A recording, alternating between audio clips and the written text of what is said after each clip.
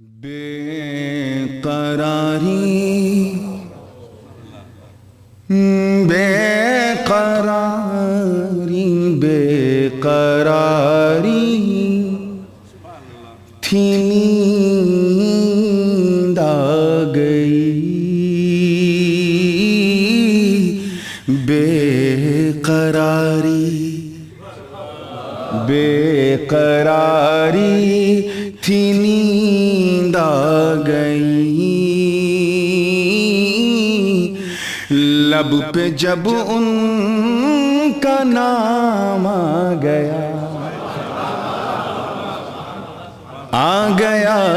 بے قراری تھی نیند آ گئی لب پہ جب ان کا نام آ گیا بے قراری تھی نیند آ گئی لب پہ جب ان کا نام آ گیا بے قراری تھی نیند آ گئی لب پہ جب ان کا نام آ گیا ذکر احمد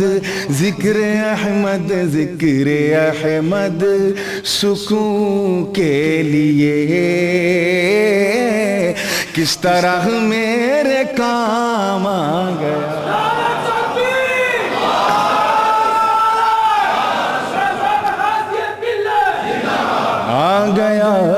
ذکر احمد سکون کے لیے کس طرح میرے کام آ گیا اور میدان محشر کو اپنے ذہن میں رکھیں گنہگاروں کی بے کسی ان کی بے کلی کو بھی سامنے رکھیں اور ان کا کبھی حضرت آدم کے پاس جانا کبھی حضرت نوح کے پاس جانا کبھی حضرت ابراہیم کے پاس جانا اور لوٹ کر آنا اور پھر انبیاء کرام کا ان سے کیا کہنا یہ پورا واقعہ آپ کے ذہن میں ہے دو مصرے میں اتارنے کی کوشش کی ہے دیکھیے گا کہ وہ صفی و خلیل و نجی وہ ذبیح و کلیم و مسیح میں نے اوصاف انبیاء سے کام چلانے کی کوشش کی ہے دیکھیے گا کہ وہ صفی و خلیل و نجی وہ ذبیح و کلیم و مسیح اذهبوا کہے کہ سب نے کہا اذهبوا کہے کہ سب نے کہا مجھ کو چھوڑو امام آ گیا ذکر اذهبوا کہے کہ سب نے کہا مجھ کو چھوڑو امام آ گیا ذکر احمد سکون کے لیے کس طرح میرے کام آ گیا اور یہ بالکل میلاد پاک کے رنگ میں ڈوبا ہوا شعر ہے اور اس شعر کی خوبی یہ ہے کہ سن کر جس کا چہرہ کھل جائے ایسے ہی جیسے آپ کا ابھی کھلا ہے جس کا چہرہ کھل جائے سمجھ جاؤ اپنا اور کسی صاحب کا یہ شعر سننے کے بعد اگر چہرہ اتر جائے ویسے امکان اس مسجد طیبہ میں ایسے لوگوں کا آنے کا کم لیکن غلطی سے کوئی آ جائے اور چہرہ اتر جائے تو سمجھ جانا اپنا تو نہیں لگتا کہیں اور سے آ گیا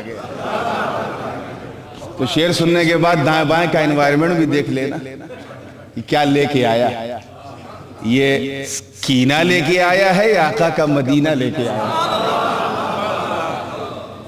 شعر کی کے رنگ کو محسوس کیجئے گا میلاد کا شعر میں اس کے بعد سناتا ہوں پہلے وہ عقیدے والی زبان سن لیں جس کا میں نے ذکر کیا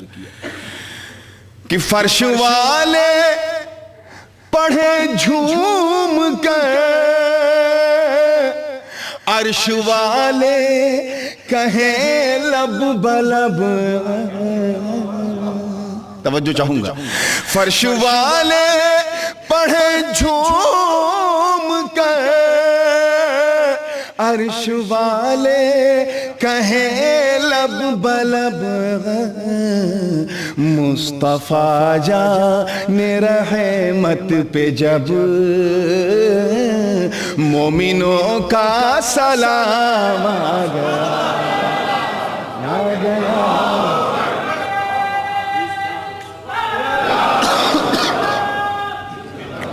مصطفیٰ جان رحمت پہ جب مومنوں کا سلام آ گیا۔ یہ بات تو طے ہے کہ جب سے اللہ نے اس کائنات کو بنایا، حالانکہ اس وقت جب بھی نہیں تھا، یہ صرف تقریب فہم کے لیے آپ کو سمجھایا جا رہا ہے، جس وقت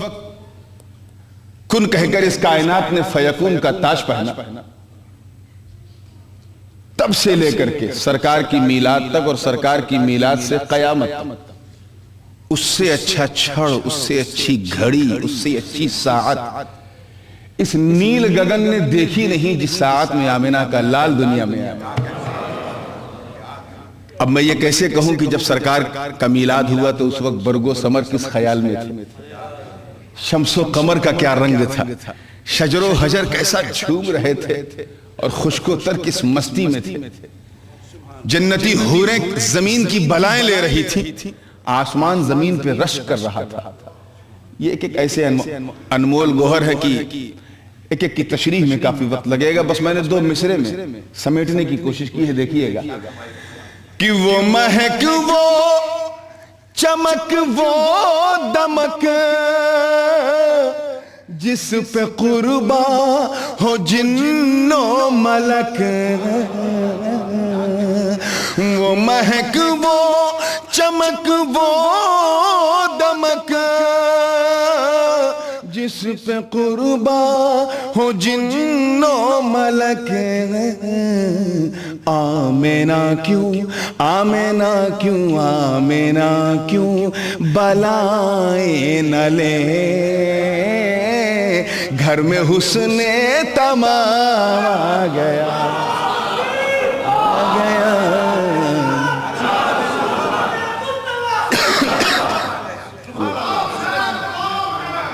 آمین۔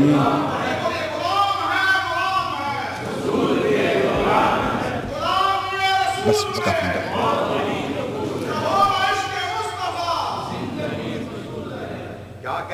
آمینہ کیوں بلائیں نہ لے،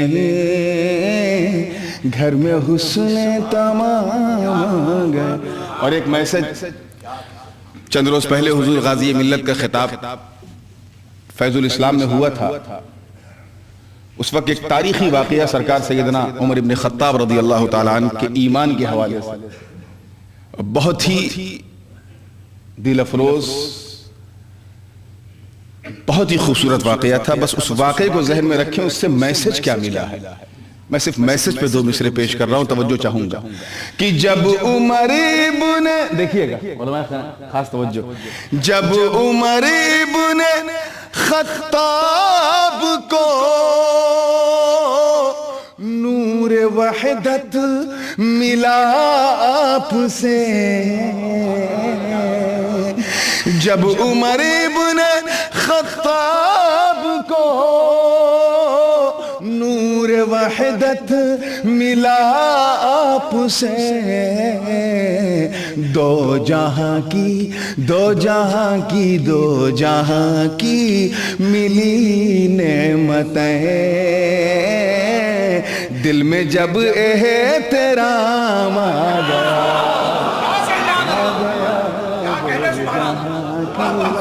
ملی جب حضرت فاروق اعظم نے جبین نیاز خم کی اور دامن مصطفیٰ کو پکڑا، تب انہیں دونوں جہان کی نعمتیں ملی، دو جہاں کی ملی نعمتیں، دل میں جب احترام آ گیا۔ اور علماء کرام جلوہ بار ہیں، یہ آخری شعر اور حاصل کلام شعر بالکل خانقاہی رنگ میں ڈوبا ہے تو نعت کا شعر، مگر بالکل منقبت کے رنگ میں. توجہ چاہوں گا خاص طور پہ. ذکر احمد سکون کے لیے کس طرح میرے کام آ گیا. میں دیکھنا چاہتا ہوں کہ پہلے مصرے میں کتنے لوگ کیچ کر لیتے ہیں کہ دوسرے مصرے میں کیا ہونے والا ہے. خاص توجہ چاہوں گا کہ وہ مدینے سے پھوٹی کرن آئی سنجر سے اجمیر کو. وہ مدینے سے پھوٹی کرن آئی سنجر سے اجمیر کو. ہر طرف میں کدے کھل گئے ہر طرف میں کدے کھل گئے. سب کے ہاتھوں میں جام آ گیا آ گیا. اس کو یوں بھی کہہ سکتے ہیں کہ ہر طرف میں کدے کھل گئے خانقاہی نظام آ گیا ذکر احمد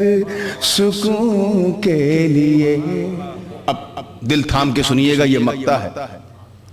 اور بہت نازک ہے, اور بڑے بڑے اساتذہ اردو زبان کے یا تفقہ فی الدین کے مالک, ان کے سامنے میں نے یہ کلام سنایا بھی ہے, اور اس مقطع کو انہوں نے حاصل کلام کہا, دعائیں بھی دی. یہ اتنا نازک مقطع ہے, اتنا نازک مقطع ہے کہ پہلے مصرے پہ اگر آپ نے نتیجہ نکال لیا تو لینے کے دینے پڑے. اس لیے میں چاہتا ہوں کہ جب پہلا مصرع ہو تو آپ چپ رہیں, دوسرے مصرے کا انتظار کریں. اور میرا دعویٰ ہے کہ دوسرا مصرع پورا کان تک پہنچے گا بھی نہیں کہ پورا مجمع سبحان اللہ کا. بہت نازک شعر ہے. علماء جانتے ہیں کہ معطوف معطوف علیہ کے درمیان جو یہ حرف اور ہے, یہی قابل غور ہے شعر میں. اسی لیے معطوف پر کوئی عقیدہ اس وقت تک نہیں بنایا جائے گا جب تک کہ اور کے بعد معطوف علیہ کا ذکر نہ آ جائے. تو پہلا مصرع جو ہے یہ معطوف علیہ, دوسرا مصرع معطوف. اب اس طرح سے معطوف علیہ کی جو نسبت عطفیہ ہے اس کو ملحوظ خاطر رکھیں گے تو انشاءاللہ تعالی کوئی دقت نہیں ہوگی سمجھنے میں. شعر دے رہا ہوں, پوری زندگی کے ساتھ دیکھیے گا. ذکر احمد سکون کے لیے کس طرح میرے کام آ گیا. عجیب و غریب تمنا. آپ سوچیں گے یہ نورانی میاں کی ہو سکتا ہے ان کی ہی تمنا ہو, ہماری یہ تمنا نہیں. مگر دوسرا مصرع پہنچتے ہی آپ کہہ دیں گے صرف آپ کی نہیں ہم سب کی تمنا ہے. بڑی عجیب تمنا ہے, دیکھیے گا کہ نور محشر میں اٹھے اس طرح بیڑیاں ہو پڑی پاؤں میں. نور محشر میں اٹھے اس طرح بیڑیاں ہو پڑی پاؤں میں. اور آقا کہیں چھوڑ دو یہ تو میرا غلام آ گیا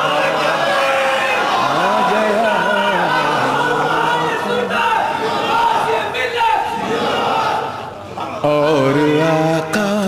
کہیں چھوڑ دو یہ تو میرا غلام آ گیا بے قراری تھی نیند آ گئی